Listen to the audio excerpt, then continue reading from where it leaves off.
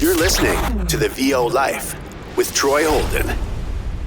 Hello, VO Life folks. Hey, it's so glad to have you back. You just survived the fall shorts, and the intention was to go into December shorts and to do some short things like we did with the fall shorts, and dadgum, episode 1 didn't work out that way. So I'm not even going to rename it. I'm just going to let it be called the intro to December shorts. But I hope I don't put you to sleep. Here we go. The VO Life is proud to present another episode featuring the musings of that awful hillbilly who rambles on and on.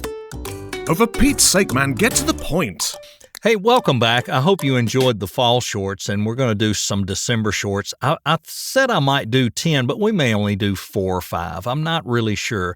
This month is going to fly by, and we all, around the 20th, 21st, as we get into probably that Wednesday or so of that week with Christmas being Saturday, Sunday, I tell you, Thursday and Friday and the next Monday and probably Tuesday are going to be slow, and probably that whole next week between the end of December and 1st of January. I don't really remember last year because here I was jumping in full time in January. I'd left my job December 22nd and was starting into VO full time. And I remember, January not being a great month, but I don't really remember that week in between because I was setting things up and trying to get things ready, and I was so excited about it, and So, I just don't remember.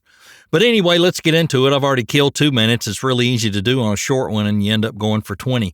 Let's talk a little bit about the genres of VO and the different things you can get into and what some people want to get into and some don't, and what works and what doesn't work.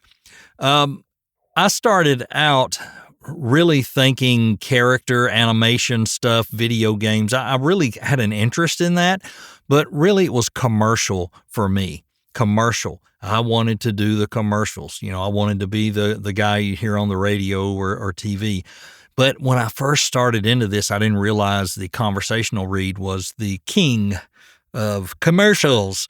I thought it was, come on in right now and get one for $9.99. And yeah, there's still some of that, but not that much. You got to be able to do a lot of different things in VO. So that's why we're going to talk a little about genres. Let me go ahead and say this, and many of you know this. I have not done, and unless somebody makes me for some reason, and I don't know that anybody could, I've never done an audio book. I have done some video sales letters that are 7,000, 8,000 words, but I just don't want to do audio books. I don't have the patience for the editing. I'm not going to hire it out because I'm so picky about what I do. I just don't know that I'd want someone else to do it. So I'm not, they say there's no competition. Everybody's friends in voiceover. It's a great community. I'm not competition for audiobooks, whether you've got a Southern accent or not. I'm not coming after your Southern mama books or your Southern romance books or your Southern how-tos. I'm not coming. Don't worry about me. I'll be over here doing these little short things to where I can do them and go do something else. That's just what I'd rather do. But are there things you should start out in and things you should get into to help you get off the ground? Yeah, I think so. I think there's about 3 areas you should really concentrate on, and that is commercial, of course, which is a lot of what you do. Outside of that, even things that are non-commercial, when you first start out, you'll book it off of your commercial demo. And then you need to be looking at corporate narration and e-learning. They are kind of sort of 2 different things, but you can do a quote unquote e-learning / narration demo and you're okay. You should be good. And if you have that and you have your commercial demo, if you got those 3 areas covered, you're off to a pretty good start. That's a pretty good place to go. Well, how do I know what my niche is going to be in my genre? You'll know. This business will tell you. It will be based on the type of work you get. So what you would want to do in 6 months or a year after you've got a couple of hundred orders is sit down and go through those orders and classify them. Are they truly commercials? Were they, a commercial order? Did I do a spot or a sales ad for somebody?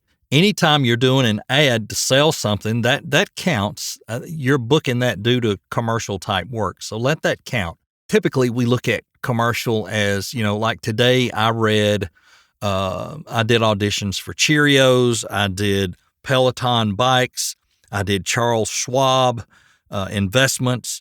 I can't remember, there's a couple others, but that's what we think of as commercial. And when you get into agent work and that type stuff, that is your commercial work. But you'll be surprised how many people will book you for a narration or something based on that. And you'll also do some off-the-wall stuff, like today. All right, here's a typical day for me, and I mentioned those auditions. Those were commercial auditions. I don't normally have to audition for narration type stuff. People just buy from me. But today I did a telephony is what you're supposed to say, IVR, whatever you want to call it, answering system for a company. It was a property management company, and they wanted Santa Claus. So I redid their thing for the Christmas season, and thank you for calling whoever it was properties. And if you'd like to speak to someone about us helping you rent your property, press 1. And yes, Santa's favorite thing is cookies and milk. And that was actually in there. So I did that. I read 5 spots for a church for their podcast opening, and I don't think they had sermon openings in there this week, but sometimes I read the openings for their Sunday sermon. I had that. I read for a construction company the best construction trucks for 2023. They put out a lot of content for contractors and construction people, and I do a lot of narration for them. I did 2 YouTube narrations for a client I've had for well over a year. It's mostly SpaceX and Tesla related, and they're pretty good scripts, and it's a pretty good channel, and I've stuck with it because it's very regular work. Anywhere from 2 to 4 of those a day. And they also have a boxing channel that I do. And that one's a little silly, and I get a little silly with it, but it's pretty decent income. And I had another YouTube. It was related to the exoplanets. That one pays really good. It's as good as e-learning. So very happy when I get those. I only get a couple a month usually, but they're really good spots. And I was thinking I had one other thing that was a paid job. I can't remember off the top of my head. So what else did you do today? Well, I had a marketing consulting call with somebody to look at their program and how they, what they have, what they're selling. And I spent about 45 minutes on that. I had to go out to the barn because a faucet, one of the faucets in the ground where you lift the handle up on top, frost-free faucet thing, the plunger, I guess the screw backed out and she couldn't get the water cut off. So I had to run out there and adjust that and fix that. Came back in, was on with a couple of friends, VO pals that we meet once a week, kind of some accountability and some, blowing off steam. Did that and then kind of finished up and a client sent me 2 videos that I had voiced those about 2 or 3 weeks ago and got the job on Backstage. It was a really good job. I was surprised. And they sent me the videos, the finished product for it, and they were pretty darn good. I liked it. And another guy sent me some finished stuff I did for him a couple days ago, and it was kind of a parody called Elon's Musk. And it was like a cologne commercial parody. And he sent me those spots that I read for him. And I did it kind of in a movie trailerish type thing. And, that's a typical day. I didn't get any marketing done today. I had a podcast scheduled for the local podcast. That didn't happen. But anyway, all that, here I'm way off bounds on talking about genres. But concentrate out of the chute, concentrate on your commercial work and get a lot of variety in that, get, 5, 6 really good samples and put those out there, and you'll get activity off of that. It'll get you started. One of the things today that I talked about in the marketing consult that I had was, it's the investment you've got to make in this, and you won't realize it until you sit down a year or two later and go, I wonder how much I've spent on VO.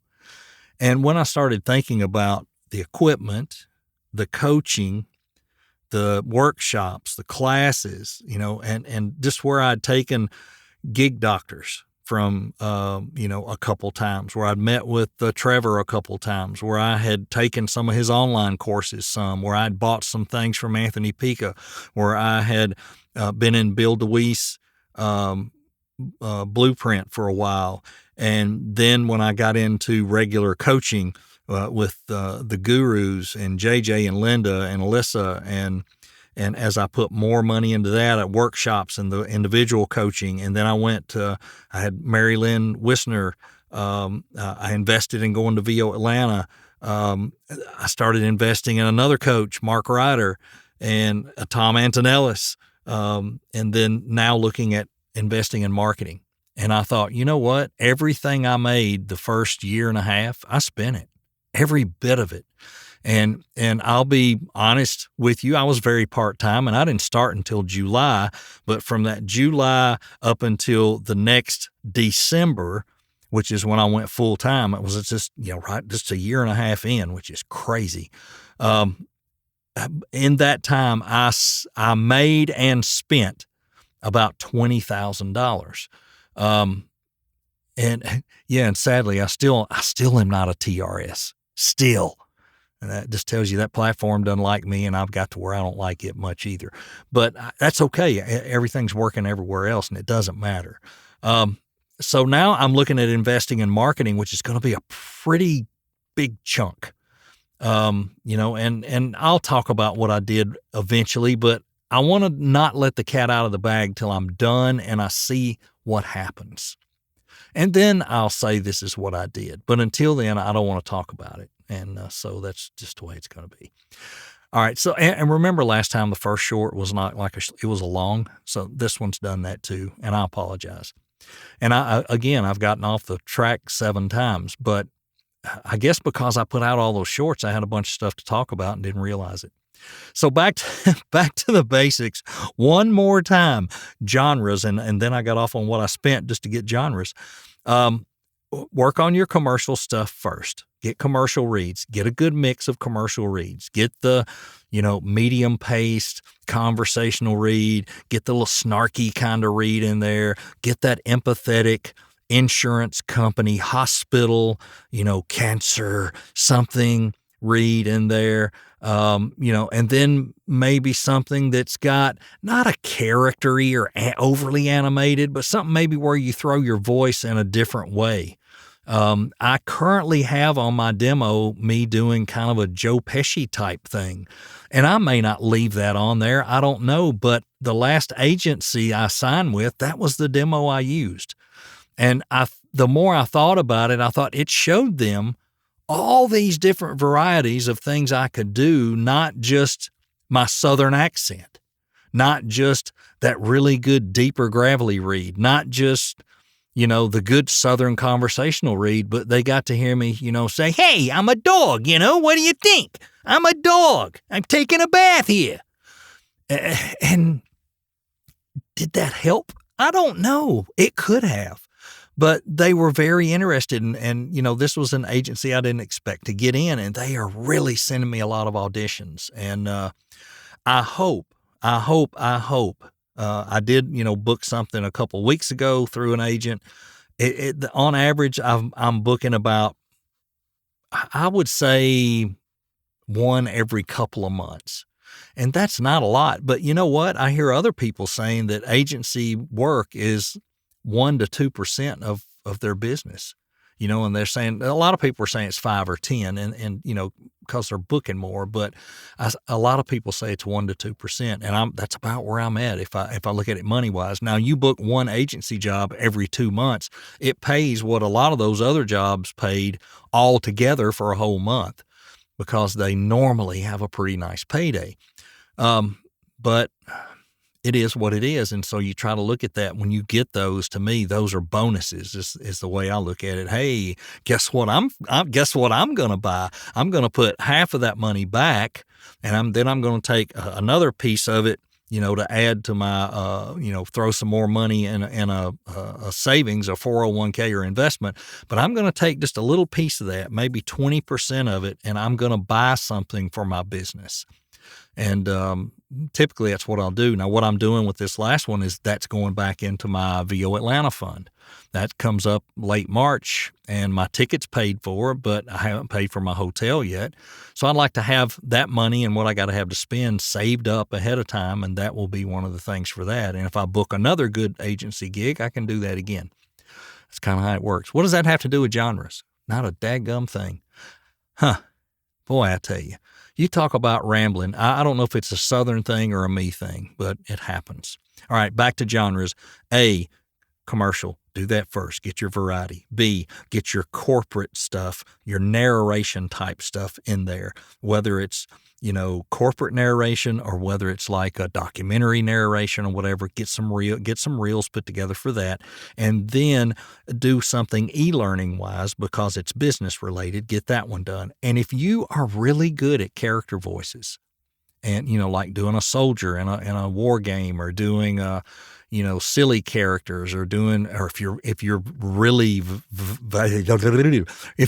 verified with accents, don't do accents if they're not really, really good, because they will find you out in a hurry. It's one thing to say I can talk like I'm from that country, but you can't do that for 10 or 15 minutes. We can all do a line or two. A lot of us can. And whether it's Scottish or whether it's, it might be British. Well, that probably all sucked, but don't do that. Make up your own characters. I have several that I use, and I use them all the time, like the dog I used. It's not really a Joe Pesci, but I call him that because, he talks like this. He's from up north. He throws his words out there.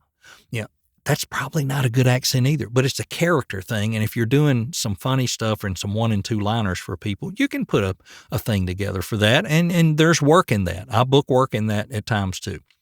So get those things together, get it going, and don't worry about, well, what will it be for me? Because as I said earlier, after you've done a few hundred jobs, go through those jobs and break all of them down by commercial, by narration and e-learning, and by maybe character, maybe by whatever, political even. You might book some stuff political. And then see, where's this going for me? And then you can start to brand yourself for what you're actually good at. Sometimes it takes a little time to find out what you're good at, but the industry will tell you. Your clients will tell you. You'll be booked for what you're good at. And that's what genres are all about. And this wasn't very short, so I'm going to be quiet now. Hey, thanks for dropping in. I appreciate you guys putting up with me. We are somewhere around episode 90-something, 90, 91. I'm not sure. I'm going to try to make number 100 something special. This has been a great journey. I've had a great year. I know it's just early December today. I'm recording this December 2nd. But I've had a blast. It has been stressful.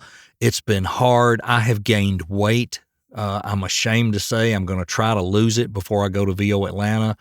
I feel more out of shape than I did a year ago because I have really put my nose to the grindstone and worked my butt off to try to build this business. And some of the questions that I have gotten lately is, did you hit your targets for the year? I was really close financially, really close. Those of you that have heard this survey stuff, it says it's 75% of VOs made under $40,000. Full-time VO people made under $40,000 in voiceover work. And there was a very high number, or maybe it was the average overall, full-time, part-time was $8,000 a year. And I knew I couldn't survive on that. And did I make anywhere near what I made at my full-time job this year? No, unless something crazy happens in December, and it's not going to be that crazy. But I had a decent year. I mean, in comparison to what I targeted, I was a little short, but not by a lot. I mean, I tried to be very realistic going into the first year. Now, next year, I'm really putting pressure on myself. I mean, I'm looking for big things. I've got a mission statement up here on the wall. I've got it also on my refrigerator, and it's also in my bathroom. And I see it everywhere I go because this is where I'm at all the time, right? And the thing is, I've got to do it. I've got to dedicate myself to it. And it's not as tangible as saying next year I'm going to make X number of dollars, but it's things like this. And let me read this to you. Why not? Let me take it off the wall.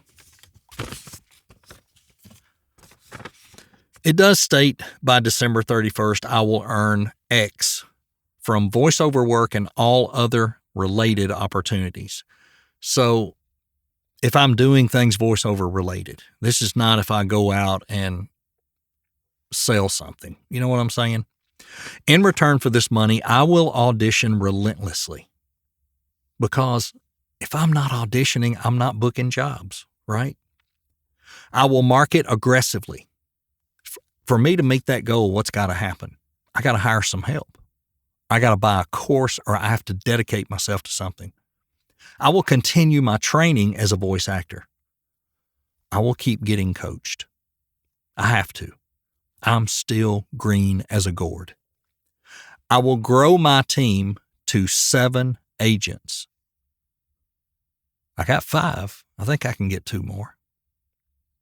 I will put my mental and physical health first and lose 30 pounds and take 2 vacations. Those are the ones with the numbers, because those count the most, right? I believe that my actions, associations, talents, and passions are aligned with an unwavering faith that this reality is being created for and by me right now. That's pretty simple. But the thing is, I'm going to hold myself accountable to this. I'm going to have we're going to have I have a weekly meeting with myself every Friday morning. I look at where I'm at for the week. How did I do? How am I tracking? I put all my entries in as everything anything's been paid. I'm looking at how busy I am. Once a month, I'm looking at the income for the month. How does that line up? What do I have coming next month? Do I have any big things going on it's going to be good? And as I said, I'll be scheduling, coaching, getting coached. I'll be scheduling time off. And these may just be long weekends. I may take Thursday and Friday or Friday and Monday, but you have to get away. You have to. I got away back in October and absolutely loved it. Loved it. I did not take equipment. I took my phone. I answered emails and stuff at night, but I did not record a thing for 4 days. It was a little nerve-wracking at first because, as soon as you get gone, somebody wants something. And I just said, hey, I sent you an email. I won't be back. So that's going on. But I do believe, as going into 2023, the work is out there. There's enough work out there for everybody. You got to go get it. We all need to stand our ground and be paid for what we do fairly and competitively. And we need to be highly, highly professional about what we do. Highly professional. There's no cutting corners, nothing. And as I said in a Facebook post or a LinkedIn post this week as well, go overboard on your customer service. Every job to them means the world. Every job to you doesn't, but it should. You got to treat it like it does. And they'll come back and build that foundation around that, and everything will be okay. Treat it like a business from day one. And set your mission statement, set your targets, set your goals.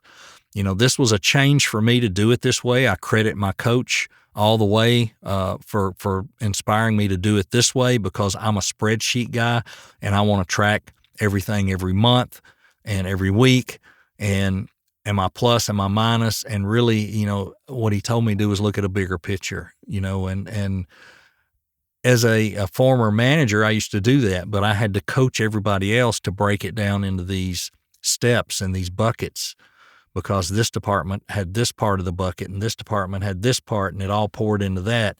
And here it's just me. So I really like the fact that he got me thinking this way and focusing on doing it this way. And, you can do it however you want to do it, but you gotta have something you're going after, and you got to hold yourself accountable. And if you're not good at holding yourself accountable, find a VO buddy and let them hold you accountable and share with them and just tell them, hey, this is just between you and me. I don't want anybody else to know what I'm making or how much I'm doing. It's your business, and it doesn't have to be broadcast publicly.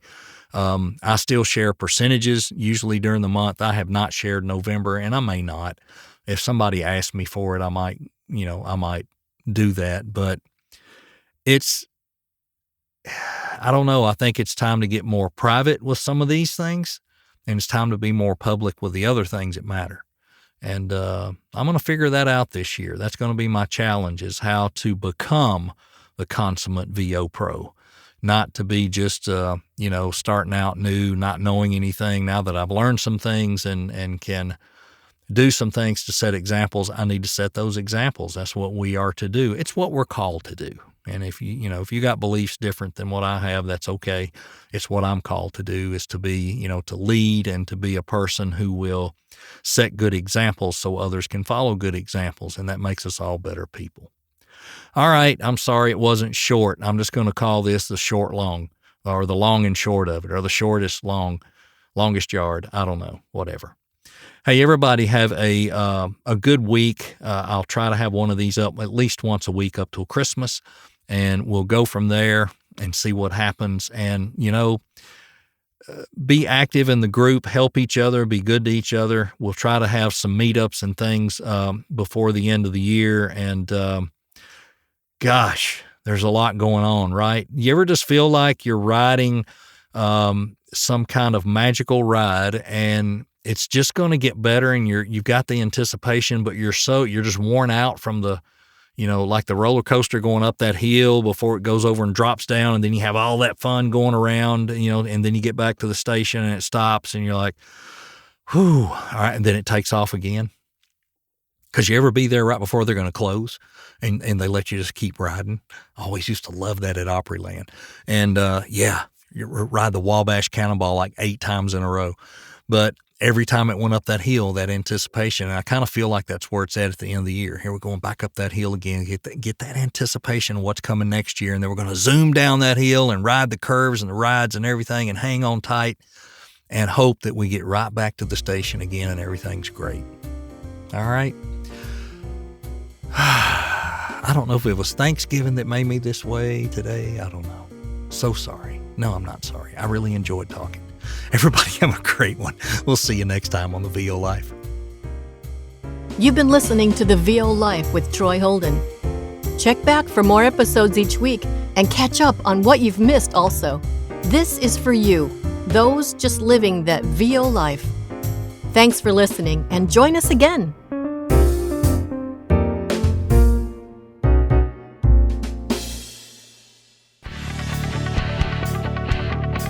The VO Life intro is by Louise Porter. The outro by Liz Moya. You can pick us up on Spotify, Amazon Music, Apple, and many other podcast carriers. Need to send me an email? Do it today. Troy@TroyHoldenVoices.com. Thanks for listening.